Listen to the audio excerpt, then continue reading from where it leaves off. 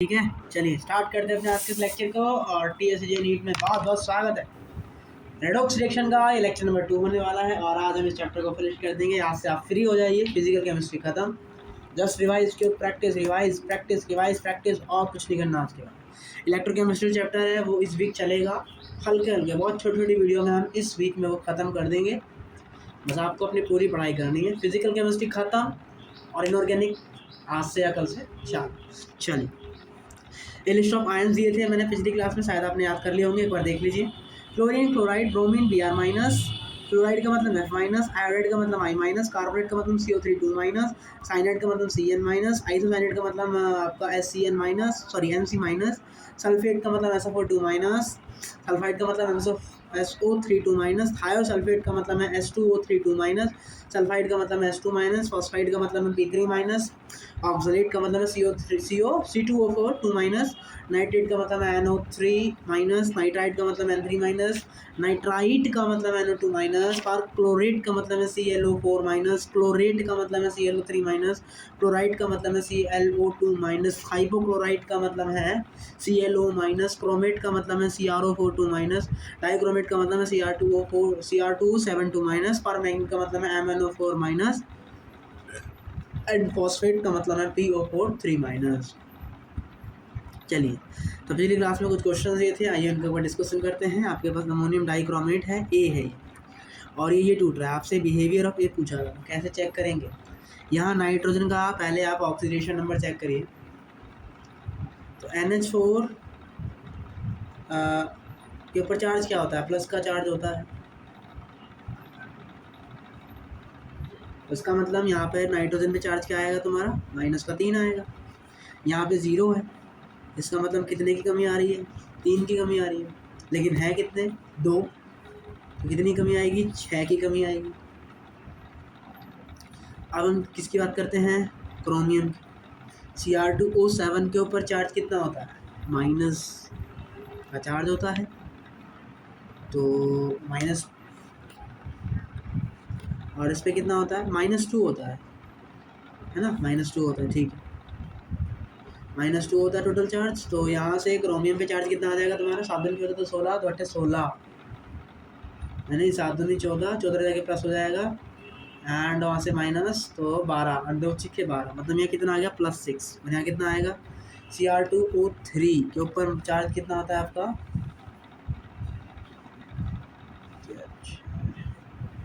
से ऊपर से देखते हैं। Cr2O3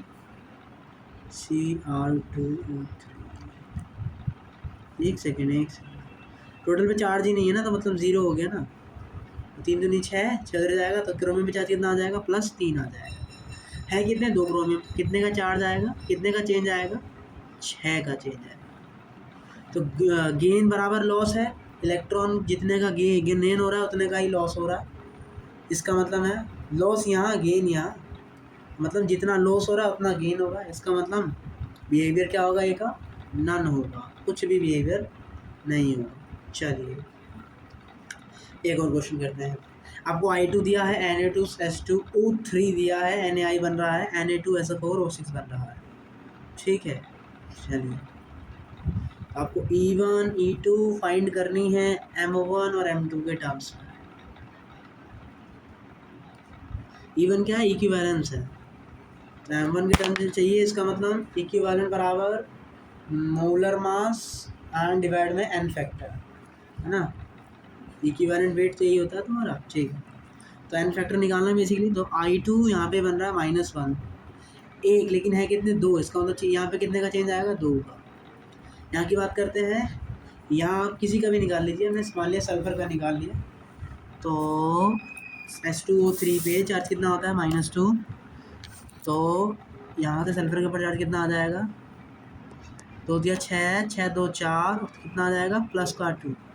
यहाँ कितना आ रहा है, S4O6 -2 एंड 2 6 के 12 +10, मतलब कितने का आ रहा है, यहाँ चेंज आ रहा है 4 से 10 का। इसका मतलब x का वैल्यू आ गया 2.5।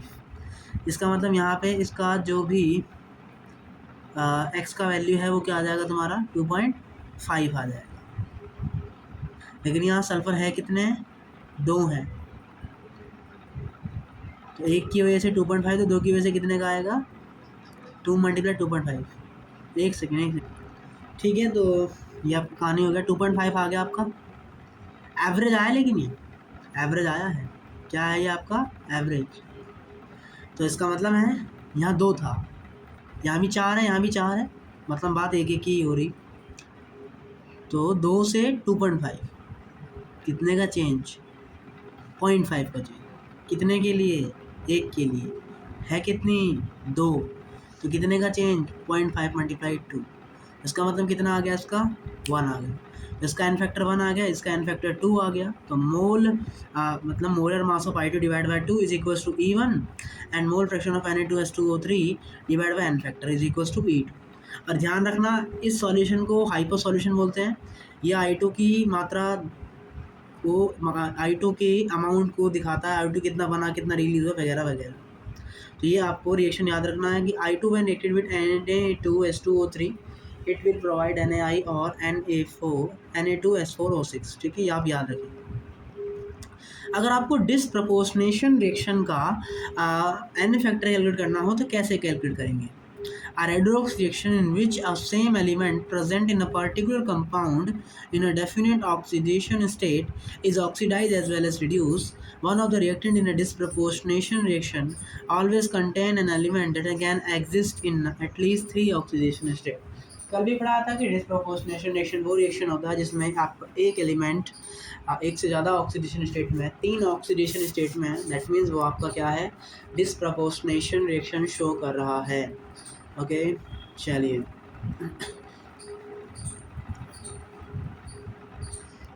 सम एग्जांपल ऑफ डिसप्रोपोर्शनेशन रिएक्शन। अभी देख सकते हैं H2O2 से H2O2 बन रहा है, तो यहाँ O2 का -1 है, जबकि यहाँ 0 है, जबकि यहाँ -2 है। तो 3 ऑक्सीडेशन स्टेट में जा रहा है, मतलब ये डिसप्रोपोर्शनेशन रिएक्शन शो कर रहा है कि नहीं कर रहा।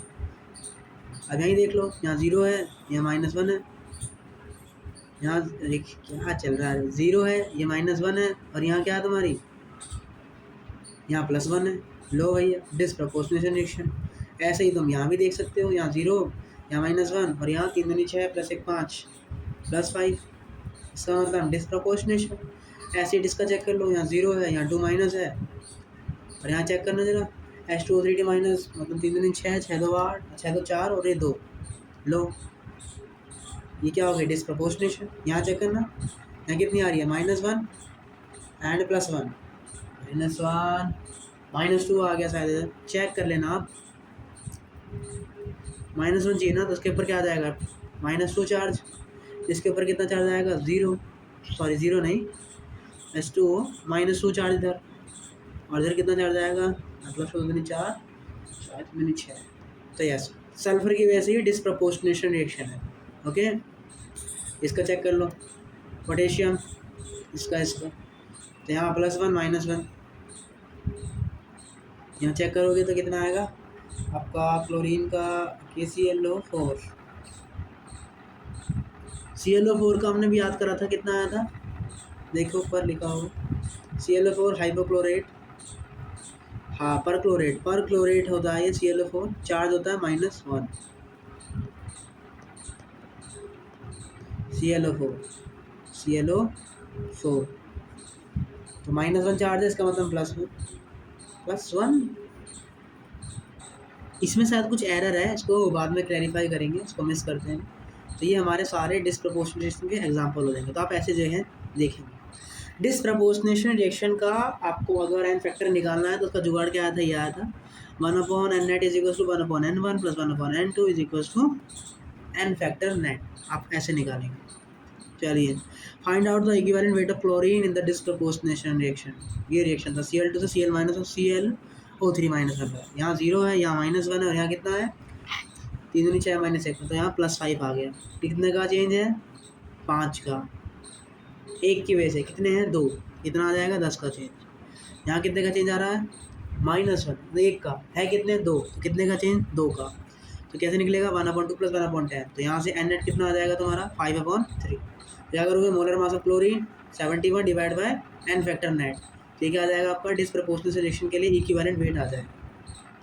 ठीक है, आप ये याद रख सकते हैं, chlorine as an oxidising agent n factor बराबर 2। अगर एन फैक्टर का वैल्यू 2 आएगा तो आपका क्लोरीन ऑक्सीडाइजिंग एजेंट होगा, और एन फैक्टर का वैल्यू 10 आएगा तो रिड्यूसिंग एजेंट होगा। देखो ना इधर, क्लोरीन का वैल्यू 2 आया तो यहाँ क्या हो रहा है, ऑक्सीजन का डिडक्शन हो रहा है, मतलब ये ऑक्सीडाइजिंग एजेंट है। उसका मतलब क्लोरीन एन बराबर 2 पर ऑक्सीडाइजिंग है और रिड्यूसिंग है एन बराबर 10 पर, और ओवरऑल एन फैक्टर कितना आता है इसका 5/3 आता है। ठीक, ध्यान में रख सकते हैं। ठीक है, चलिए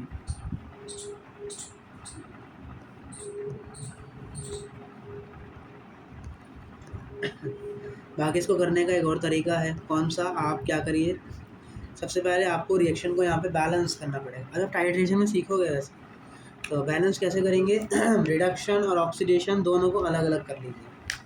तो इसका क्या हो रहा है रिडक्शन, और इसका क्या हो रहा है ऑक्सीडेशन, दोनों को अलग कर लिया अलग, Cl2 और Cl-। यहाँ अब संख्या बराबर करेंगे, यहाँ 2 क्लोरीन है, यहाँ भी 2 होने चाहिए। ठीक है, चलिए तो यहाँ पे कितने इलेक्ट्रॉन बैठ रहे हैं आपके, यहाँ बैठ रहे हैं -2 इलेक्ट्रॉन। यहाँ कितने इलेक्ट्रॉन बैठ रहे हैं 0, तो इलेक्ट्रॉन भी बराबर होने चाहिए। तो इधर मैं अगर 2 इलेक्ट्रॉन जोड़ दूंगा तो इधर भी 2 इलेक्ट्रॉन और इधर भी 2 इलेक्ट्रॉन, इसका मतलब दोनों तरफ 2 इलेक्ट्रॉन यहाँ पे क्या करेंगे ऐड कर देंगे। चलिए अब देखिए, अब Cl2 से ClO3 माइनस बन रहा है, कितने क्लोरीन है देखो, यहाँ पे कितने क्लोरीन जोड़ देंगे, 2 क्लोरीन जोड़ देंगे, जोड़ दिए 2 क्लोरीन। ठीक है सर, चलिए अब यहाँ नेट चार्ज कितना आ रहा है, यहाँ पे क्लोरीन का चार्ज कितना है 10 है, जबकि यहाँ क्लोरीन का चार्ज कितना है 0 है। तो आप क्या करो, या तो आप इधर देखो यहाँ प्लस का 10 आ रहा है, तो अगर प्लस का 10 होता है तो इसका मतलब है कि आप 10 इलेक्ट्रॉन, अगर इसे या तो 10 इलेक्ट्रॉन यहाँ जोड़ दो, यहाँ जोड़ोगे नहीं, यहाँ घटाना पड़ेगा, यहाँ घटाओगे तभी तो ये प्लस 10 क्या होगा।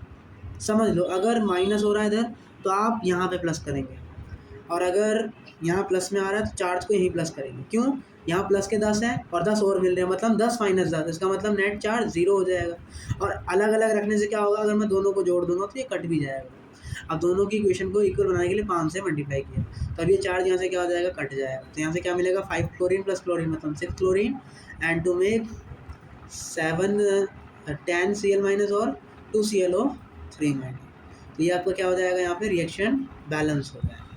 तो according to balance chemical equation 6 mole of chlorine कितने में ट्रांसफ़र हो रहे हैं, 10 मोल ऑफ Cl माइनस में, 10 mole of electrons, 10 mole of electrons में तो ट्रांसफ़र हो रहे हैं। ये 6 मोल ऑफ क्लोरीन कितने मोल्स इलेक्ट्रॉन में ट्रांसफ़र हो रहे हैं, 10 मोल इलेक्ट्रॉन में, मतलब कितने का ट्रांसफ़र हो रहा है 10 मोल। तो 1 मोल क्लोरीन का ट्रांसफ़र क्या होगा 10/6 है, कितने 2, तो इसका मतलब आपका आंसर यहाँ से कितना आ जाएगा। और एक मिस्टेक, अरे क्लोरीन तो लिया है तो 2 से मल्टीप्लाई करने की जरूरत है, क्लोरीन तो वैसे ही 2 है। ठीक है, तो हमें 1 मोल ही चाहिए होगा, तो 1 मोल कितना आ जाएगा 10/6। अब क्या करेंगे आप, 2 पंजे 10, 2 दिया 6, तो वहाँ से भी एन फैक्टर कितना आ रहा था 5/3, और यहाँ से भी कितना आ रहा था 5/3। तो मेरे हिसाब से 1/नेट वाला ज़्यादा बेस्ट तरीका है, तो आप उसको यूज़ करें। Mn+7, Mn+4, Mn+2, चेंजेस 3 का, चेंजेस 5 का, एन फैक्टर नेट कितना आ जाएगा 1/N1, 1/N2, मतलब इधर 5 इधर 3 डिवाइड में 15 है ना। एक सेकंड देखिए इधर क्या है, डिसप्रपोर्शनेशन हो रहा है। देखो दोनों में ही तो रिड्यूस हो रहा है, फिर डिसप्रपोर्शनेशन थोड़ी ना है। इसे आप जैसे निकालते वैसे निकालो। टोटल कितने का लॉस हो रहा है 8 का, है कितने 2, तो 2 की वजह से कितने का हो रहा है 8 का, 1 की वजह से कितने का होगा 2 से भाग कर देंगे, कितना आ जाएगा 4 आ जाएगा। ठीक है, तो ऐसे निकालेंगे इन केस में अगर दोनों ही रिड्यूस हो रहे हैं। तो यहाँ +5 यहाँ 0, तो कोई चेंजेस नहीं, तो दोनों की वजह से कितने का चेंज 5, 1 की वजह से 5/2, तो ऐसे जो है एन फैक्टर निकाल। चलिए अब हम पढ़ते हैं अगला कॉम्प्रोपोर्शनेशन रिएक्शन। कॉम्प्रोपोर्शनेशन रिएक्शन,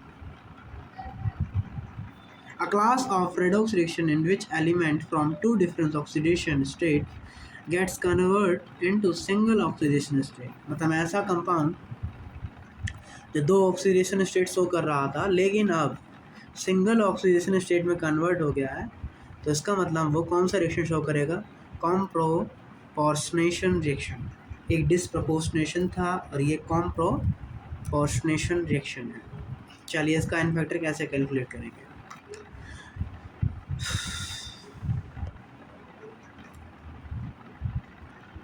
इसका एन फैक्टर वगैरह कैलकुलेट करना है तो कैसे करोगे, तो इस तरीके से आप मतलब ये आपका कॉम्प्रोपोर्शनेशन रिएक्शन हो जाएगा।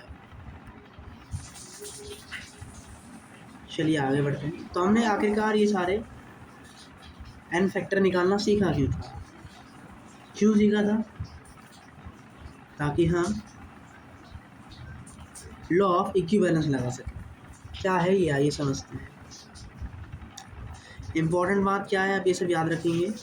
इक्विवेलेंस बराबर होता है मोल्स मल्टीप्लाई में n factor, equivalence weight of substance divide में equivalent wait,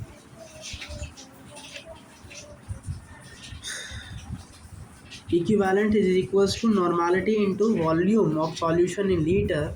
So normality is equals to equivalent of solute upon volume of solution in liter. ये normality आपको याद रखनी है और equivalents ये सारे important terms हैं जो कि अभी तक आपने पढ़े हैं उसे यहाँ पे सिखाए, ठीक है। और normality बराबर क्या होता है, molarity मल्टीप्लाई में n फैक्टर, ठीक है। ये सब आपको याद रखना है।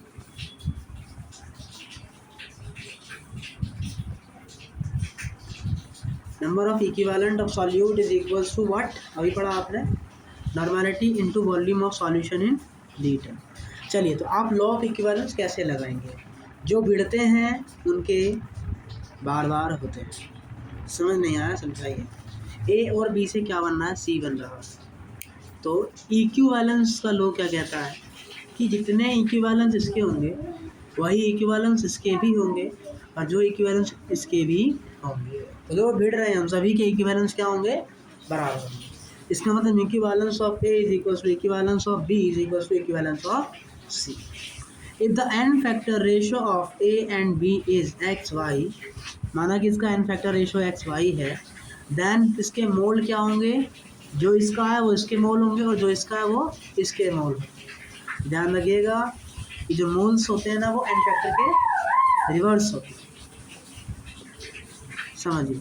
ए प्लस बी प्लस सी, ये एसिड है, ये बेस है, ये एसिड है। According of law of equivalence, equivalence of A is equals to equivalence of B and is equals to equivalence of C, जो प्रोडक्ट बन रहा होगा उसके, लेकिन ऐसा नहीं। अगर ये दोनों एसिड है तो आपको इन दोनों के इक्विवेलेंस को एक साथ लिखना पड़ेगा। इसका मतलब equivalence of A plus equivalence of C बराबर इक्विवेलेंस ऑफ बी। तो आप ऐसे यहाँ पे जो है लगाएंगे। ये ऑक्सीडाइजिंग है, रिड्यूसिंग है, तो ऑक्सीडाइजिंग वाले एक तरफ, equivalence of A plus equivalence of B बराबर इक्विवेलेंस ऑफ सी। तो जो एक प्रजाति के उन्हें एक तरफ रख देंगे और जो दूसरी प्रजाति के उन्हें दूसरी तरफ रख देंगे। आइए ये रहा question, how many mole of KMnO4 are required to completely oxidise 2 mole of SnC2O4 in acidic medium. तो पहले रिएक्शन खुद ही लिखना पड़ेगा। SnC2O4 एसिडिक मीडियम में क्या हो जाता है, Sn+4 बन जाता है, आपने पढ़ाया है अपने को। और Mn+7 एसिडिक मीडियम में किस में बदल जाता है, Mn+2 में बदल जाता है। तो यहाँ +2 यहाँ SN+4 और C2O4 किस में चेंज होता है, CO2 में चेंज हो जाता है। बस आपको यहाँ पे कोई बैलेंस नहीं करना, आपको के वे से कोई लेना देना नहीं है। आप देखिए, अब आप इन सभी का एन फैक्टर कैलकुलेट करिए। तो एन फैक्टर क्या होगा KMnO4 का, +7 से +2, एक है तो मतलब 5, मतलब एन फैक्टर 5 आ गया। और इसका एन फैक्टर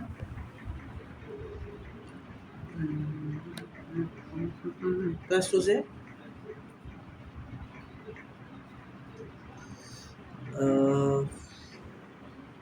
+3 से +1, 2 की वजह से देखो यहाँ पे 2 जन रिड्यूस हो रहे हैं, दोनों का आपको सम लिखना पड़ेगा ना। ये 2 का चेंज ला रहा है और ये भी 2 का चेंज ला रहा है, टोटल कितने का चेंज आ रहा है, 4 का। इसका मतलब इसका एन फैक्टर कितना आ गया, 4 आ गया, उसका एन फैक्टर कितना आ गया, 5 आ गया, ठीक है। अब क्या करते हैं, लॉ ऑफ इक्विवेलेंस लगाते हैं। तो equivalence of KMnO4 is equal to equivalence of SnC2O4 और इक्विवेलेंस बराबर क्या आता है, मोल्स मल्टीप्लाई में एन फैक्टर। मोल्स कितने हैं इसके, 2 मल्टीप्लाई एन फैक्टर। तो ये इसके इक्विवेलेंस आ गए और ये इक्विवेलेंस इसके भी बराबर होंगे। इसके मोल्स निकालने हैं आपको, एन फैक्टर पता है, तो यहाँ से मोल्स ऑफ KMnO4 क्या आ गया आपके 8/5 आ गया। ये हो गया आपका आंसर। देखा, बिना रिएक्शन जाने बिना बैलेंस करे आपने यहाँ पे ये लगा लिया है। तो इसीलिए लॉ ऑफ इक्विवेलेंस आपको समझाया गया है और सिखाया गया है। चलिए आगे बढ़ते हैं, एक और क्वेश्चन करते हैं। Find out the volume of 0.2 KMnO4 consume to completely oxidise 100 mole ml 0.8 molar SnC2O4 solution in acidic medium।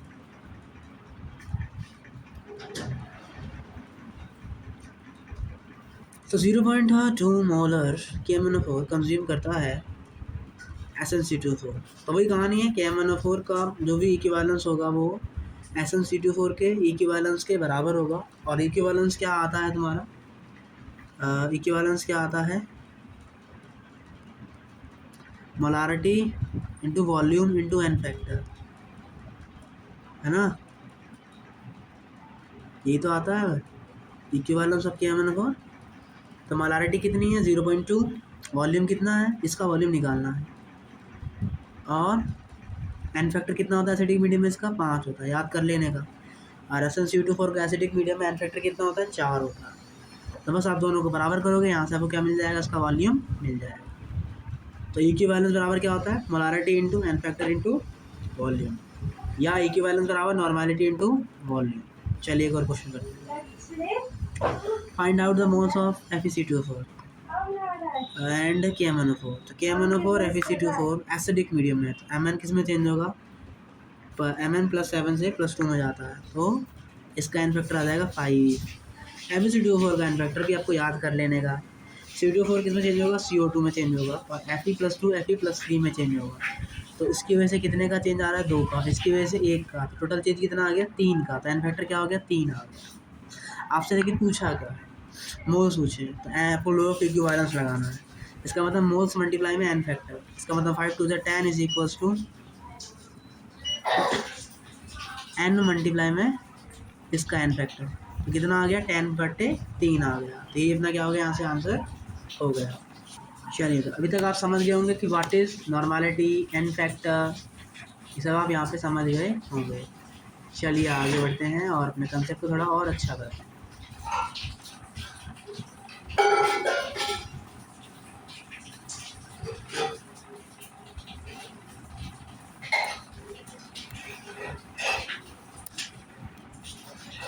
देखिए, इक्विवेलेंस मास बराबर क्या होता है आपका, मोलर मास बट्टे एन फैक्टर।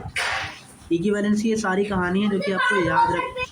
तो इक्विवेलेंस क्या होता है, एन फैक्टर मल्टीप्लाई मोल्स, या गिवन मास बट्टे equivalence mass, normality multiply volume, या n factor multiply molarity multiply volume. तो ये आपको इक्विवेलेंस को लेके बात याद रखनी है, तभी आप लॉग इक्विवेलेंस लगा पाएंगे। चलिए एक और क्वेश्चन करते हैं। When metal is burnt with oxygen and weight of oxygen is used और weight of oxide formed is given। Metal को जब जलाते हैं तो मेटल ऑक्साइड बनता है, और मेटल ऑक्साइड में इसका वैल्यू क्या आता है -2, इसका 0। एन फैक्टर कितना आ गया, 1 की वजह से तो 2 की वजह से 4 आ जाएगा। ठीक है, तो पूछा क्या है आपसे,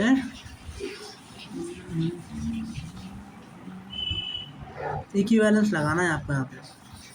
तो मेटल मान लिया x ग्राम है, ये y ग्राम है, तो इक्विवेलेंस ऑफ मेटल कैसा लगेगा, इसका मोलर मास x ग्राम बट्टे में इसका equivalence mass is equals to इसका मास गिवन मास जो भी है डिवाइड में इसका इक्विवेलेंस मास, जो कि 8 आ जाएगा। ठीक है, ये x इक्विवेलेंस मास नहीं है, ये गिवन वेट है।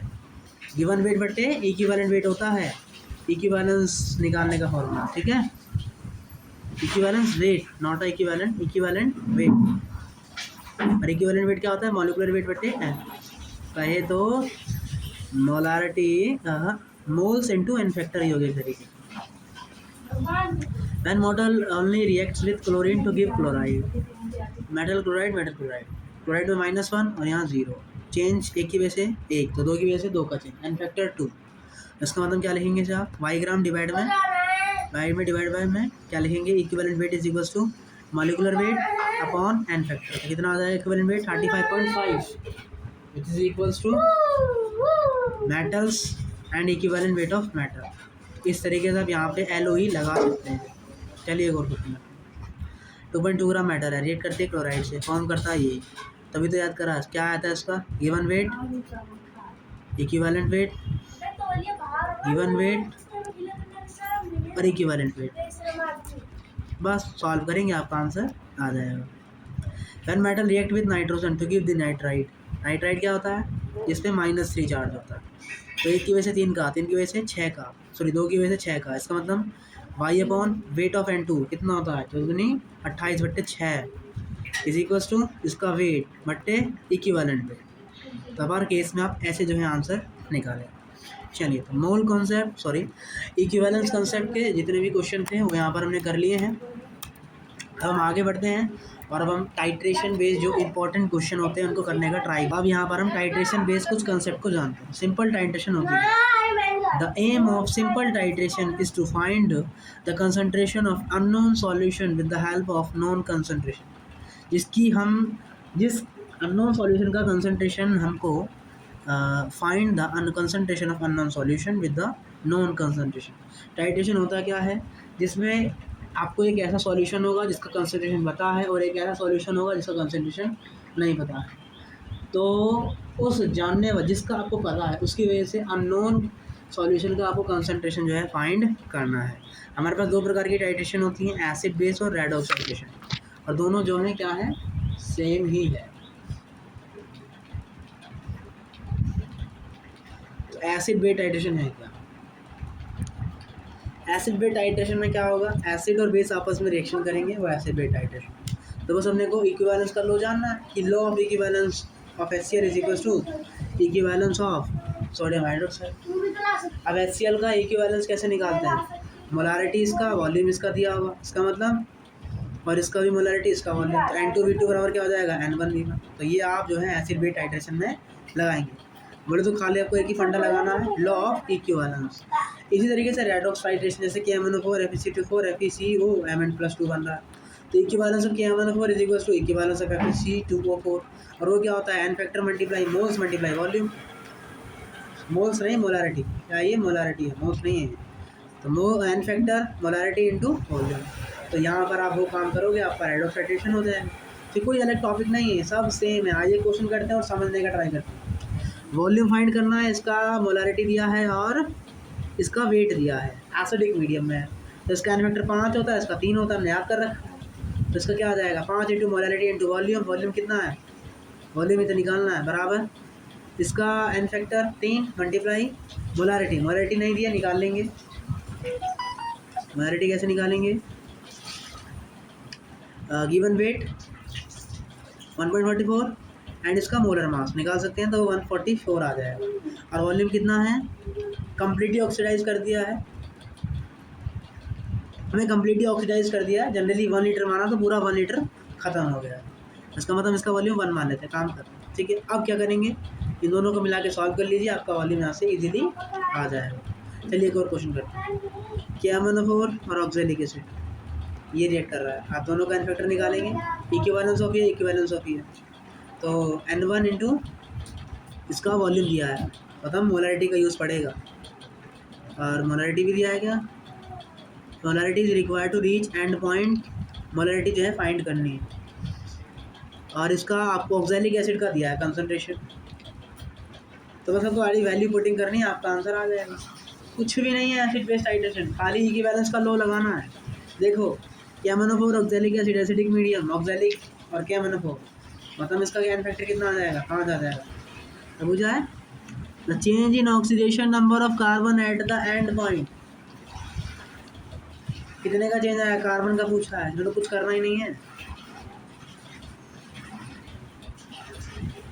+3 से +4 मतलब कितने का चेंज, एक, कितने, एक की वजह से, कितने की वजह से निकालना है, 2 की वजह से। चेंज कितने की वजह से आएगा, 2 की वजह से आएगा, 2 की वजह से चेंज आ जाएगा। चलिए IIT का क्वेश्चन करते हैं। देखिए ये रहा क्वेश्चन, एक मिक्सचर है जिसमें आपका पोटेशियम क्रोमेट है, मैग्नेट है, वेट दिए हैं आपको, पोटेशियम आयोडाइड है, एसिडिक मीडियम में डाला गया है, लिबरेट करता है ये 100 मोलर, ये इसका कंसंट्रेशन ये है। Sodium thiosulphate solution of exact oxidation, what is the percentage of each in the mixture, सबका परसेंटेज बताना है। क्या MnO4 K274 और पोटेशियम आयोडाइड एसिडिक मीडियम में, तो क्या बनेगा, Mn+2 बन जाएगा।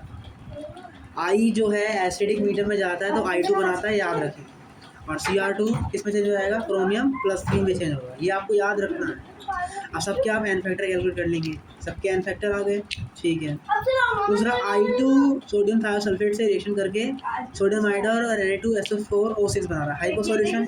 अभी याद करी थी रिएक्शन, इसका एन फैक्टर 2 आया था, इसका एन फैक्टर 1 आया था। तो equivalence of hypo solution is equal to equivalence of I2 is equal to equivalence of Ki and equivalence of K1O4 and equivalence of K2Cr2O7। लेकिन ये दोनों क्या ऑक्सीडाइजिंग एजेंट है, तो दोनों क्या करेंगे, एक साथ जोड़ के लिखेंगे, ठीक है। तो अब आपको यहाँ पे कंसेप्ट लगाने का, आपका आंसर इजीली आ जाएगा। ये क्वेश्चन देखते हैं, और खूबसूरत बात भी है, समझते हैं। ए एक्स इक्विवेलेंस है, बी एक्स इक्विवेलेंस है, सी एक्स इक्विवेलेंस है, तो सी डी ई। तो अगर ये एक्स इक्विवेलेंस है तो ये भी एक्स इक्विवेलेंस होगा, जाहिर सी बात है।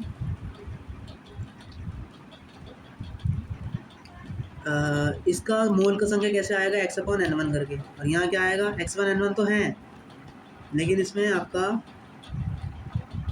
क्या भी जुड़ जाएगा, n2 भी जुड़ जाएगा। यहाँ मोल क्या आ जाएंगे, x/n1 इंटू n, इक्विवेलेंस।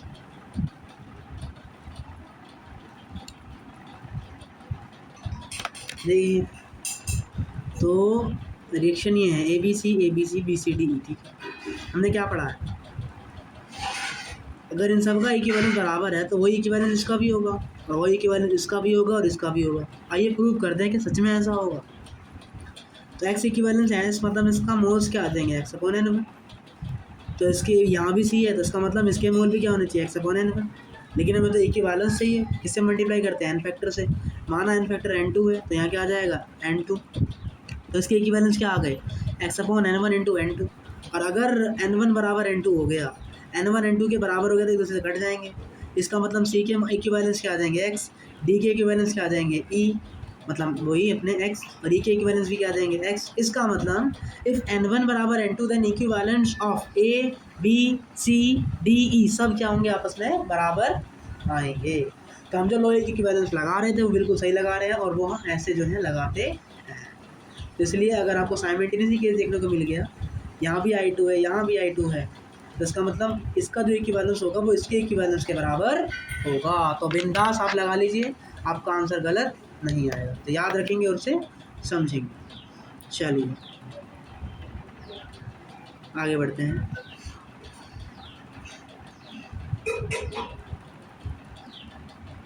चलिए तो लॉ ऑफ इक्विवेलेंस के काफ़ी ज़्यादा क्वेश्चन और करते हैं। 30 स्मॉल एसिड है, 15 मोल मिलीलीटर वॉल्यूम से, अच्छा ये ml है, वॉल्यूम है, नॉर्मलिटी आपको इसका निकालना है, इसका नॉर्मलिटी दिया है। तो इक्विवेलेंस बराबर क्या होता है, नॉर्मलिटी इंटू वॉल्यूम। तो नॉर्मलिटी n है, वॉल्यूम 30 है, मतलब n इंटू 30।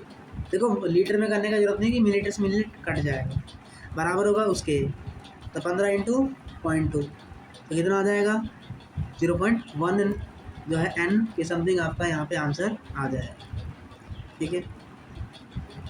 10 ग्राम मिक्सचर है, कॉपर सल्फाइड है, MnO4 minus preparing SO2 copper plus Mn+2. SO2 was boiled off the excess of MnO4 minus was titrated with 200 ml of 1 molar Fe+2 solution. The percentage of copper sulfide in original mixture. तो copper sulphate है, CuS है और Cu2S है, और KMnO4। तो acidic medium में ये क्या हो जाएगा, +2 हो जाएगा। Cu2S माइनस है, क्या बन रहा है आपका, SO2 बन रहा है। इसका मतलब कॉपर यहाँ से हट जाएगी, तो कॉपर अपनी +2 स्टेट में जाती है। तो बस अब आप सबके एन फैक्टर कैलकुलेट कर लीजिए। यहाँ से एन फैक्टर 6 आएगा, यहाँ से 8 आएगा, यहाँ से 5 आएगा। तो इक्विवेलेंस ऑफ दिस बराबर इक्विवेलेंस ऑफ दिस बराबर इक्विवेलेंस ऑफ दिस। तो बस आपको यही लगाना है, लॉ ऑफ इक्विवेलेंस खेलेंगे, आपका सारा आंसर आ जाएगा। इन सभी में आप सेम कहानी कर सकते हैं, और ये सारी आप कहानी कर सकते हैं। चलिए हम सीखते हैं आखिरकार रेडॉक्स रिएक्शन को बैलेंस कैसे किया जाता है। सबसे पहले आप ऑक्सीजन और हाइड्रोजन को बैलेंस करेंगे, फिर आप चार्ज को बैलेंस करेंगे, oxidation number in reduction and equate that. फिर आप चार्ज को बैलेंस करेंगे and then OH with water. चलिए करके देखते हैं ये कहानी। रिडक्शन किसका हो रहा है, इसका हो रहा है ऑक्सीडेशन, इसका हो रहा है ऑक्सीडेशन। तो ऑक्सीडेशन आप अलग लिखेंगे, रिडक्शन आप अलग लिखेंगे। Fe+2 से Fe+, तो यहाँ चार्ज भी तो बैलेंस करना है, यहाँ +2 है, यहाँ +3 है। अगर यहाँ एक को एक और दे दूँ तो +2 आ जाएगा, इसका मतलब यहाँ +2 इलेक्ट्रॉन कर दिए मैंने। अब यहाँ चेक करते हैं, यहाँ 2 क्रोमियम है तो 2 से गुणा करेंगे। अब यहाँ पे 6 हो गए, लेकिन यहाँ तो +6 है। एक सेकेंड, हाँ, यहाँ टोटल चार्ज कितना है आपका? +6, जबकि यहाँ क्रोमियम में कितना है? +12। इसका मतलब और कितना ऐड करना पड़ेगा था? अगर इसे 6 इलेक्ट्रॉन और दे दूँ तब इसके पास 6 इलेक्ट्रॉन बचेंगे। इसका मतलब दोनों चार्ज बैलेंस हो रहे हैं। आप जो उसका रिडक्शन ऑक्सीडेशन हो रहा है उसके चार्ज बैलेंस करेंगे, ठीक है। अब दोनों को काटने के लिए ऊपर 6 से मल्टीप्लाई करा तो 6 इलेक्ट्रॉन कट गए और आपका रिएक्शन अब ये बन गया। अब हमें क्या भी बैलेंस करना है? ऑक्सीजन भी बैलेंस करना है। चलिए, तो यहाँ कितनी ऑक्सीजन है? 7। और अगर मीडियम एसिडिक है तो हम H+ लेते हैं इधर, और इधर जितने ऑक्सीजन होते हैं उतने ही वाटर ऐड कर देते हैं। कितने ऑक्सीजन है? 7, तो कितने वाटर ऐड कर देंगे? 7H2। सॉल्यूशन किसका है? Acidic medium. यहाँ किसको जोड़ेंगे? H+ को जोड़ेंगे। कितने जोड़े हैं? 14H+। इसका मतलब फाइनली आपका जो रिएक्शन बैलेंस हो गया आएगा वो क्या आएगा? 6Fe+2 + 14H+ + Cr2O7 2- plus, sorry, से बन रहा है 6Fe+3 2Cr+3 एंड +7H2। आइए अब बेसिक मीडियम का करते हैं। इसका क्या हो रहा है? ऑक्सीडेशन। इसका क्या हो रहा है? Sorry, reduction. इसका हो रहा है ऑक्सीडेशन। ऑक्सीडेशन I- से IO3- 1 है। इसका चार्ज है +5, इसका है -1। तो इसे +6, इसे 6 इलेक्ट्रॉन मिल जाएंगे तो चार्ज -1 आ जाएगा, सिंपल। अब रिडक्शन आपकी बात करते हैं। यहाँ क्या आ रहा है? MnO4- से MnO2- 1 है, ठीक है। +7 है, +4 है, तो यहाँ +3 है तो बैलेंस हो जाएगा। नीचे 2 से मल्टीप्लाई करूँगा, 6 से 6 इलेक्ट्रॉन घट जाएंगे, तो अब रिएक्शन बैलेंस होकर क्या आएगी? I- IO3- और यहाँ 2MnO4- है 2MnO2। अब क्या चार्ज है, क्या बैलेंस करेंगे आप? ऑक्सीजन। कितने ऑक्सीजन है? 3। इसका मतलब कितने जोड़ेंगे? 3H2। तो इधर कितने आप OH- लाओगे? 3 दूनी 6। इसका मतलब कितने OH- चाहिए मुझे? 6 OH- चाहिए, तो 6 OH- आप यहाँ रख दीजिए। घबराइए मत, सब बैलेंस है। उसके बाद नीचे भी तो ऑक्सीजन बैलेंस करने हैं। नीचे कितने ऑक्सीजन है आपके? 4। इधर भी कितने हैं? 4। इसका मतलब बैलेंस है। देखिए, सबसे पहले क्या करते हैं? स्टेप देखिए, ऑक्सीजन हाइड्रोजन एटम बैलेंस, फिर रिडक्शन और ऑक्सीडेशन जिसका हो रहा है उसका चार्ज बैलेंस करते हैं, फिर पूरी रिएक्शन का चार्ज बैलेंस करते हैं। इसका मतलब हमने इन पर्टिकुलर का तो चार्ज बैलेंस कर लिया और उन्हें जोड़ जाड़ के भी लिख लिया, मतलब इसका चार्ज बैलेंस मैंने कर लिया। अब कंप्लीट रिएक्शन का भी तो चार्ज बैलेंस करना है। इधर टोटल चार्ज कितना है? इधर +6 है, मतलब इसे मिल रहा है, और -1 वही है। इसका मतलब टोटल चार्ज कितना आ गया इधर? -7। और इधर चार्ज कितना है? -1। इसका मतलब कितने चार्ज जोड़ने पड़ेंगे? अगर 6 माइनस जोड़ दें तो चार्ज बैलेंस हो जाएगा। तो अगर आपको बेसिक मीडियम बोला जाता है तो आप OH- जोड़ दें, तो कितने OH- जोड़ें? 6 OH-। इसे चार्ज कितना आएगा? 6-, तो अब दोनों का चार्ज क्या हो जाएगा? बैलेंस हो जाएगा। लेकिन एक गड़बड़ होगी सर, अब हाइड्रोजन आ गए, लेकिन इधर 3 ऑक्सीजन है, इधर 6 है, तो हम कितने वाटर ऐड कर दें? 3H2। और वाटर न्यूट्रल है, इसका मतलब अभी भी इस पूरे रिएक्शन का चार्ज दोनों तरफ क्या होगा? बराबर होगा। अब ऐसा ही नीचे करते हैं, इधर न्यूट्रल है, चार्ज ही नहीं है, 0 चार्ज है। इधर कितना चार्ज है? -2 चार्ज है, और इधर चार्ज ही नहीं है। हमें कितना चार्ज बनाना है? माइनस का, देखो ये 6 चार्ज इधर के और इधर के -2 चार्ज, मतलब -8। उधर क्या जोड़ना पड़ेगा? +8 OH, और 8 OH जोड़ा है, इसका मतलब कितने वाटर के मॉलिक्यूल जोड़ने पड़ेंगे? टोटल वाटर के मॉलिक्यूल हो गए 12, और इधर है 8, इसका मतलब कितने वाटर मॉलिक्यूल जोड़ने पड़ेंगे? 4H2। तो आप दोनों को जोड़ देंगे तो दोनों की वैल्यू से आपका ये आंसर आ जाएगा। चलिए एक क्वेश्चन इसी को फिर से रिपीट करते हैं और समझते हैं। ये कहानी थी।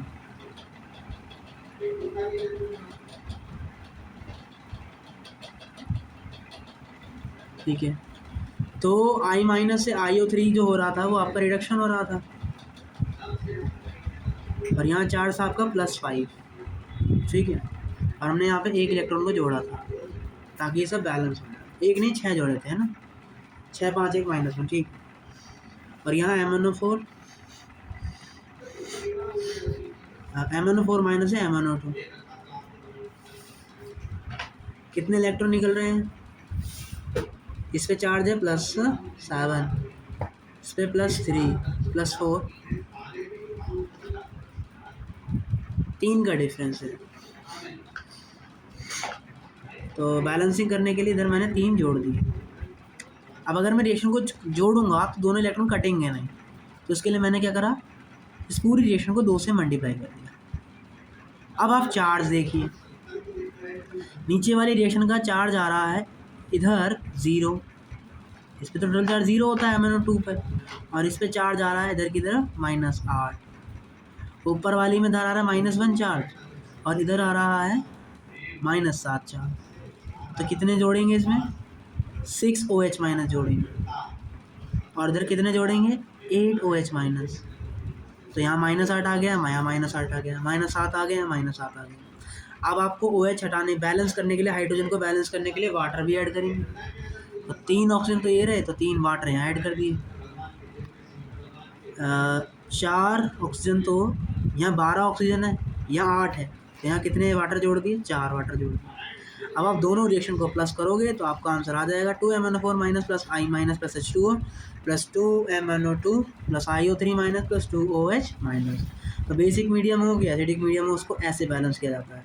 इसको देखिए, ब्रोमीन से ब्रोमियम एंड ब्रोमीन से BrO3 माइनस। तो यहाँ ऑक्सीडेशन रिडक्शन आप अलग करेंगे, मल्टीप्लाई 5, चार्ज बैलेंस किया, और उस तरीके सबको सॉल्व आउट यहाँ पे हमने कर दिया। इस मोशन को भी ऐसे हम ऐसे कर सकते। इस तरीके से आई होप आपने सीख लिया होगा कि रिएक्शन को कैसे बैलेंस किया जाता है। ये दोनों टास्क है, होमवर्क करके लेके आइए इनको। आगे बढ़ते हैं और हम पढ़ते हैं volume strength of H2O। Volume strength का मतलब क्या है कि 1 मोलर H2O सॉल्यूशन में कितनी मोल ऑक्सीजन का वॉल्यूम मिलेगा, ऑक्सीजन कितना मिलेगा STP पर, या ये सॉल्यूशन कितना O2 देगा STP पर, उसको हम बोलते हैं वॉल्यूम स्ट्रेंथ ऑफ H2O2। यहाँ जी वॉल्यूम स्ट्रेंथ ऑफ H2O2। जब हम H2O2 को सॉल्यूशन लेके आते हैं तो यहाँ पर लिखा रहता है 20 cc, जिसका मतलब 1 ml H2O2 के सॉल्यूशन में 20 ml ऑक्सीजन निकलेगी STP पर। तो यही हमारा क्या होता है, volume strength of H2O2। The volume of O2 gas produced at STP by the decomposition of 1 mole H2O2। जब H2O2 डिकम्पोज होता है तब वहाँ से ऑक्सीजन निकलती है, और इसको जाना जाता है volume strength of H2O2 solution. कभी भी आपको उसकी वॉल्यूम स्ट्रेंथ निकालनी है तो हम कौन सा फार्मूला यूज़ करते हैं, 5.6 इंटू नॉर्मेलिटी या फिर 11.2 इंटू में मोलरिटी। आपको ये दोनों फार्मूले याद रखने हैं, और ये कहाँ से आए हैं जानने की ज़रूरत नहीं, फिर भी आप निकाल सकते हो कैसे। मोलारिटी के टर्म से जाइए, आपको इसका आंसर मिल जाएगा। तो वॉल्यूम स्ट्रेंथ H2O2 सॉल्यूशन की 5.6 इंटू नॉर्मेलिटी या 11.2 इंटू मोलारिटी। ये कैसे आया है, नॉर्मेलिटी बराबर मोलारिटी इंटू एन फैक्टर, और एन फैक्टर कितना होता है 2, तो आंसर कितना आ गया ये, ठीक है। चलिए 1.5 एन दिया है, क्या पूछा है वॉल्यूम स्ट्रेंथ, तो 1.5 मल्टीप्लाई वॉट 5.6, अपना आंसर आ जाएगा 8.4। इसी तरीके से ये क्वेश्चन है आपका 5 सेंटीमीटर क्यूब सॉल्यूशन है H2O2 का, काफ़ी बढ़िया क्वेश्चन है ये। 5 सेंटीमीटर क्यूब है, लिबरेट करता है ये 0.508 आयोडीन को है, I2 को, एसिडिफाइड KI सॉल्यूशन में। मतलब H2O2 जब रिएक्ट करता है KI से तो I2 बनाता है, और क्या रिलीज़ करता है, H2O रिलीज़ करता है। यहाँ से आप वो सब करोगे, इक्वेट करोगे तो नॉर्मल इधर एन फैक्टर 2 आएगा, इधर एन फैक्टर 1 और इधर एन फैक्टर 2 आएगा। तो हम क्या लगा सकते हैं, equivalence of H2O is equals to equivalence of I minus is equals to equivalence of I2। तो इक्विवेलेंस क्या निकलेगा H2O2 का, एन फैक्टर या वॉल्यूम मल्टीप्लाई नॉर्मलिटी, यही तो होता है। M equivalence molarity into n factor, molarity into volume, sorry normality into volume, normality n मानी है, 5 सेंटीमीटर को कोई तो वॉल्यूम कहते हैं, 5 इंटू एन बराबर आई माइनस का ग्राम ऑफ आयोडीन। इसका मतलब यहाँ पर आपको नॉर्मैलिटी वॉल्यूम वगैरह कुछ नहीं दिया है, तो यहाँ क्या यूज़ करेंगे हम, लिबरेट एन एसिडिफाइड की आई सॉल्यूशन। देखिए हमने equivalence of H2O is equals to equivalence of I minus, क्योंकि ये मिली में दिया है इसलिए हमने क्या लिखा है, milli equivalence of H2O is equals to milli equivalence of I minus, milli litre में दिया है इसलिए, तो H2O का क्या आ जाएगा 5 इंटू एन, और ये मिली लीटर में भी दिया है, कोई दिक्कत नहीं। लेकिन I माइनस का कैसे निकाले, हमें तो कुछ दिया ही नहीं है, कैसे निकालें, कोने में जाएंगे, molecular weight of I2 254 n factor 2 आया था I2 का, कि mole equivalence of I minus ही निकाल रहे हैं, मतलब इसी का एन फैक्टर लें, तो उसका मतलब इक्विवेलेंट वेट कितना आ गया 127 आ गया। तो आपको इक्विवेलेंस मिल गए, क्या आ गया, ये आपको इक्विवेलेंस ही तो आ गया, इक्विवेलेंस बराबर क्या होता है, गिवन वेट बटे इक्विवेलेंट वेट। लेकिन ये क्या आया, इक्विवेलेंट आया, मतलब लीटर में आया, लेकिन हमें किस में चाहिए, मिली लीटर में, तो किससे मल्टीप्लाई करेंगे, थाउजेंड्स। अब आप दोनों की इक्वेट करेंगे, यहाँ से एन का वैल्यू मिल जाएगा, तो नॉर्मलिटी आ गई H2O2 की, लेकिन हमसे वॉल्यूम स्ट्रेंथ पूछा था, वॉल्यूम स्ट्रेंथ क्या होता है 5.6 into normality is equals to 5.6 into normality कितनी 0.8, तो यहाँ से आपका वॉल्यूम स्ट्रेंथ कितना आ जाएगा 4.48 के समथिंग। चलिए तो अपना अगला टॉपिक स्टार्ट करते हैं, और उस टॉपिक का नाम है परसेंटेज लेवलिंग ऑफ वॉल्यूम। क्या है परसेंटेज लेवलिंग ऑफ वॉल्यूम का मतलब है कि जब हम वॉल्यूम का मतलब है कि कितने परसेंट उसमें जो है H2SO4 बनेगा। माना कि अगर मैं 109% वॉल्यूम के सैंपल पर लिखा है 109%, इसका मतलब है कि उसमें 100 ग्राम आपका H2H2O7 है। वॉल्यूम किसको बोलते हैं, H2H2O7 को। जब आप 100 ग्राम के सॉल्यूशन को डाइल्यूट करते हो तब आपको जो सॉल्यूशन मिलता है उसमें 109 ग्राम H2SO4 मिलती है। क्यों मिलती है, क्योंकि वॉल्यूम H2SO4 और SO3 से मिलकर बना होता है। तो SO3 जब वाटर से रिएक्ट करता है तो क्या बनाता है, H2SO4 बनाता है। तो H2SO4 पहले से थे 100 ग्राम, और अब कुछ H2SO4 और बन गए, तो अब और कितने बनेंगे उसको हम क्या बोलते हैं, परसेंटेज ऑफ लेवलिंग बोलते हैं। तो परसेंटेज ऑफ लेवलिंग का मतलब है कि कितने आपके H2SO4 बनेंगे, बेसिकली कितना आपका SO3 फ्री होगा, उसको बोलते हैं परसेंटेज ऑफ लेवलिंग। कैसे निकालेंगे, चलिए find out the percentage of free SO3 in 109% of volume. इसका माना कि 100 ग्राम वॉल्यूम है, इसका मतलब उसमें x ग्राम SO3 होगा, फ्री होगा, और 100 में से x ग्राम माइनस करेंगे तो H2SO4 ये होगा। ये पहले वाला है, लेकिन SO3 वाटर से रिएक्ट करके H2SO4 बना रहा है, और हम मोल जानते हैं, अगर ये 1 मोल है तो ये भी 1 मोल है।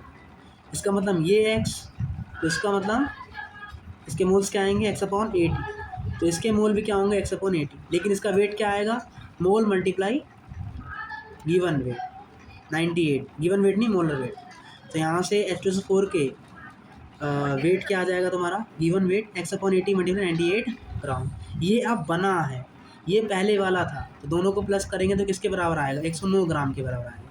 तो यहाँ से सॉल्व करते हैं तो x का वैल्यू क्या आता है 40। इसका मतलब SO3 कितना परसेंट रिलीज़ होगी, 40% रिलीज़ होगी। इसको करने का एक और तरीका, कैसे, 100 ग्राम से कितना बन रहा है, 109 ग्राम बन रहा है। इसका मतलब आपने कितना वाटर ऐड किया है, इसका मतलब आपने आधा मोल पानी ऐड किया है। 9 ग्राम अगर आप पानी ऐड करोगे,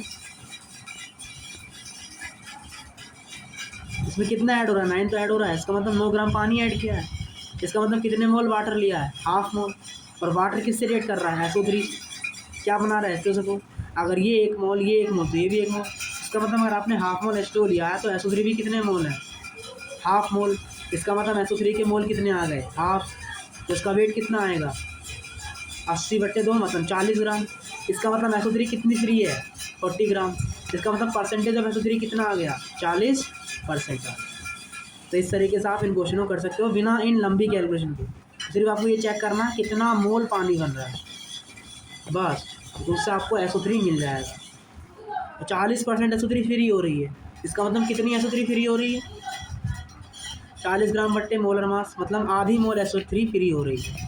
इसका मतलब आधी मोल SO3 वाटर से रिएक्ट कर रही है। इसका मतलब पानी कितना मोल एक्स्ट्रा है, 9 ग्राम, और लेते कितने हैं, 100 ग्राम। इसका मतलब क्या आ जाएगा इसका आंसर, 109 ग्राम। इसका मतलब लेबलिंग क्या आ जाएगी ओलियम की, 109% के समथिंग। चलिए, अब मैक्सिमम लेबलिंग और मिनिमम लेबलिंग कितना हो सकता है। तो मिनिमम लेबलिंग का मतलब है कि SO3 निकले ही ना, 0 ग्राम हो। इसका मतलब पानी ऐड ही ना हुआ। तो 100 ग्राम H2SO4 से 100 ग्राम H2SO4 बन जाएगा। इसका मतलब लेबलिंग क्या आ जाएगी ओलियम की, 100% ही आ जाएगी। और मैक्सिमम लेवल की बात करते हैं, तो आप क्या करते रहिए, पानी ऐड करते रहिए, ऐड करते रहिए। माना कि 100 ग्राम SO3 आ गया, मैक्सिमम मतलब सारा का सारा SO3 निकल गया, इसका मतलब 100 ग्राम SO3 हो गया। तो 100 ग्राम से अगर आपको वेट निकालना तो कैसे आएगा, 100/18, इसका मोल आ गया, मल्टीप्लाई इसका मोल, सॉरी मोल नहीं, इसका मोलर मास, क्योंकि 1:1 के रेशो में है। तो H2SO4 का वेट यहाँ से क्या आ जाएगा, 122.5 ग्राम। इसका मतलब मैक्सिमम लेवलिंग कितनी हो सकती है, 122.5%, और मिनिमम लेवलिंग कितनी हो सकती है, 100%। 100% का मतलब है SO3 0 रिलीज हुई है, और 122.5 का मतलब है SO3 100 ग्राम रिलीज हुई है, पूरा 100% रिलीज हुई है। तो ये ओलियम की लेबलिंग है जो कि हमें यहाँ पे याद रखनी है। चलिए क्वेश्चन करते हैं। चलिए, इफ़ लेबलिंग ऑफ ओलियम 118%, इसका मतलब कितना पानी ऐड कर रहे हैं, 18 ग्राम। इसका मतलब पानी कितना है, 1 मोल। पानी 1 मोल है तो SO3 भी 1 मोल। इसका मतलब फ्री SO3 कितनी हो जाएगी, 80 ग्राम हो जाएगी। मतलब परसेंटेज ऑफ SO3 80। अगर ओलियम 80% है, इसका मतलब मोल कितने, 1 मोल। इसका मतलब लेबलिंग कितनी, 18 ग्राम एक्स्ट्रा। इसका मतलब लेबलिंग हो जाएगी 118% की। तो इन क्वेश्चनों को आप ऐसे जो है कैलकुलेट करते हैं। और रेंज क्या है, 100% से 122.5% के साथ। चलिए क्वेश्चन करते हैं। चलिए ये क्वेश्चन करते हैं, और ये क्वेश्चन है ये रहा, K1O4 HCl KCl MnCl2 Cl2 plus H2 है, और आपको इक्विवेलेंट वेट निकालना है HCl का इस रेडॉक्स रिएक्शन। कैसे निकालेंगे, चलिए सबसे पहले हम रिएक्शन को क्या करते हैं, बैलेंस करते हैं, क्योंकि इक्विवेलेंट वेट चाहिए HCl का, तो उसके लिए एन फैक्टर निकालना पड़ेगा। लेकिन सर एन फैक्टर का वेट तो डायरेक्ट निकाल सकते हैं ना, कैसे, आपने तो पढ़ाया था कि Cl माइनस ये रहा, और Cl माइनस वो जा रहा, ये 0 है, एक का चेंज आया है कि 2 की वजह से एक का चेंज, मतलब हाफ का चेंज आ गया। लेकिन Cl तो यहाँ भी है, यहाँ भी है। इसका मतलब इस बार जो एन फैक्टर आएगा वो आपका ये नहीं आएगा, कुछ और ही आएगा। क्या आएगा, कुछ और। तो हमेशा याद रखेंगे, कभी भी HCl act as a reducing agent, तब आप उनका एन फैक्टर उसको डायरेक्ट देख के नहीं निकाल सकते। ये +7 से क्या हो रहा है, +2, मतलब यहाँ क्या हो रहा है, रिडक्शन। इसका मतलब ये ऑक्सीडाइजिंग एजेंट है और ये रिड्यूसिंग एजेंट। सबसे पहले हम क्या करेंगे, इसको बैलेंस करेंगे। बैलेंस कैसे करते हैं, मेथड जानते हैं बैलेंस करने का। देखिए क्या होता है बैलेंस करने का मेथड, Mn+7 से Mn+2,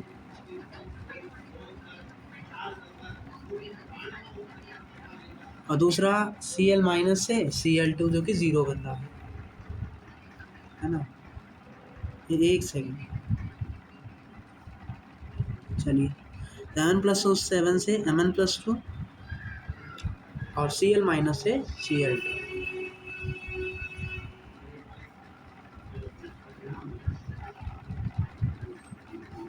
अब चार्ज बैलेंस करिए, Cl 0 है, इधर आएगा प्लस इलेक्ट्रॉन, नहीं, इसके ऊपर कोई चार्ज नहीं है। ये कितने क्लोरीन है, 2 क्लोरीन है। इसका मतलब यहाँ पे 2Cl माइनस लगाना पड़ेगा। इधर -2 है, तो अगर आप यहाँ +2 इलेक्ट्रॉन दे दोगे इसे, तो इस पर -2 का चार्ज आ जाएगा। और यहाँ बैलेंस करने के लिए क्या करेंगे हम, आप यहाँ +5 कर दीजिए। +5 इधर नहीं करेंगे, +5 इधर करेंगे, ठीक है। +5 आप इधर कर दीजिए। अब आप क्या करेंगे, इसे काटेंगे। अगर कट रहा है कहीं से तो नीचे 5 से मल्टीप्लाई कर देते हैं और ऊपर 2 से मल्टीप्लाई कर देते हैं। अब आप जोड़ोगे तो 10 इलेक्ट्रॉन से 10 इलेक्ट्रॉन कट जाएंगे। और चेंजेस कितने इलेक्ट्रॉन का आ रहा है, 10 इलेक्ट्रॉन, याद रखिएगा। तो यहाँ क्या आ गया, 2Mn+7 plus 5 to the 10 Cl minus +2 Mn+2 and +5 Cl2।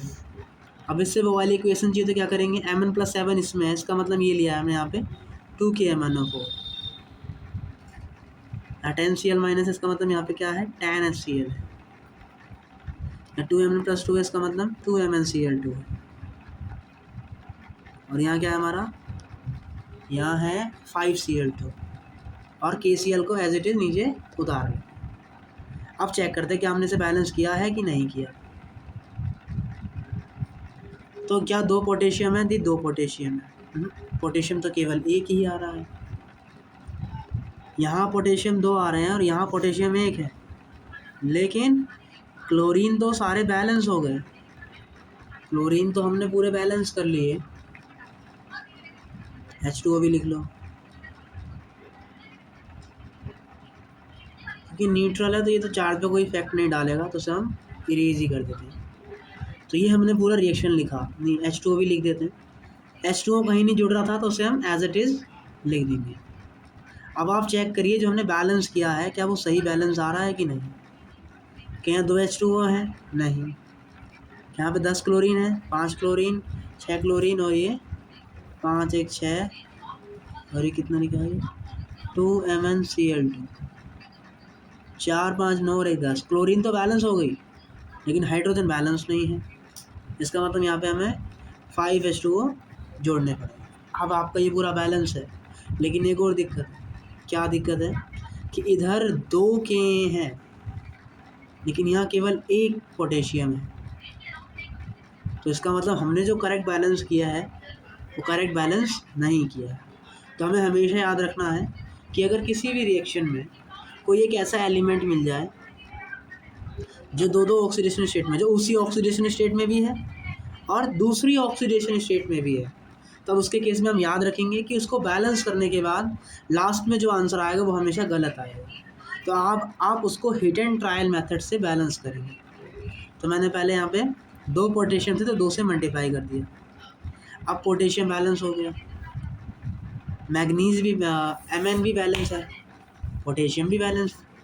तो अब किसको बैलेंस करते हैं, क्लोरीन को। कितनी क्लोरीन हो गई, 2 2 4, 4 2 6 एंड 6 5 11 क्लोरीन है टोटल क्लोरीन हमारे पास 11 है, 2 2 4 4 5 9 2 11, इसका मतलब यहाँ कितना आना चाहिए 11 आना चाहिए। तो अगर यहाँ 11 आ रहा है तो इसका मतलब, और ऑक्सीजन कितनी है इधर 2 4 सा 8 ऑक्सीजन है, इसका मतलब यहाँ 8 ऑक्सीजन होना चाहिए, लेकिन यहाँ हाइड्रोजन कितने आ रहे हैं 16 आ रहे हैं, लेकिन यहाँ हाइड्रोजन कितने हैं 11 है, इसका मतलब कहीं हमने रिएक्शन में जो है गड़बड़ किया होगा। आइए फिर से एक बार करते हैं, हमने वहाँ से गिनने में दिक्कत कर दिया था, बाकी हमने सही किया था। ये क्लोरीन यहाँ पर 16 है, 5 दूनी 10 और ये 4 12 और 2 16 क्लोरीन है, तो इसका मतलब यहाँ कितने क्लोरीन आने चाहिए 16, इसका मतलब कितने H2 होने चाहिए 8। क्या आप सब बैलेंस है, अब जाके पूरा बैलेंस हुआ है। तो अब अगर आपको क्या निकालना हो, N फैक्टर निकालना हो H के लिए, तो N फैक्टर क्या होता है, कितने मोल HCl आए हैं 16 मोल HCl आए हैं, 16 मोल HCl में 16 मोल HCl में कितने इलेक्ट्रॉन का ट्रांसफ़र हो रहा है, तो हम पर मोल N फैक्टर निकालते हैं, पर मोल में कितने का ट्रांसफ़र होगा 10/16 का, इसका मतलब N फैक्टर फॉर HCl कितना आ गया N/16 आ गया। लेकिन आपसे क्या पूछा है, इक्विवेलेंट वेट पूछा है, तो कैसे निकालेंगे, गिवन मोलर मास डिवाइड में आपका N फैक्टर, तो ये क्या हो जाएगा, इसका करेक्ट आंसर हो जाएगा।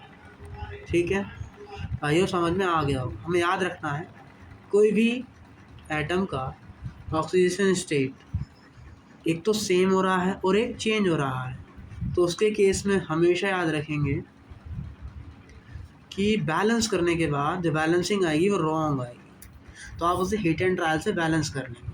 बैलेंस कर क्यों रहे हैं, ताकि आप इलेक्ट्रॉन्स पता कर सकें कि इलेक्ट्रॉन कितने का ट्रांसफ़र हो रहा है, और सतर्क हो जाना उसके केस में आपका जो भी होगा बैलेंसिंग, मतलब उसका जो N फैक्टर निकलेगा वो आप डायरेक्ट देख के नहीं निकाल पाएंगे, उसको निकालने के लिए आपको बैलेंस करके ये पूरा मेथड अपनाना ही पड़ेगा।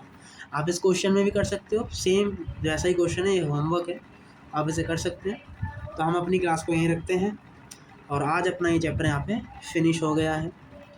अब हमारी पूरी फिज़िकल केमिस्ट्री 11 to 12 दोनों मिला के ख़त्म हो गई है। तो कल से हम स्टार्ट करेंगे अपनी इनऑर्गेनिक। क्वेश्चन होमवर्क करना ना भूलें। जब तक डाटा बाय बाय, जय हिंद।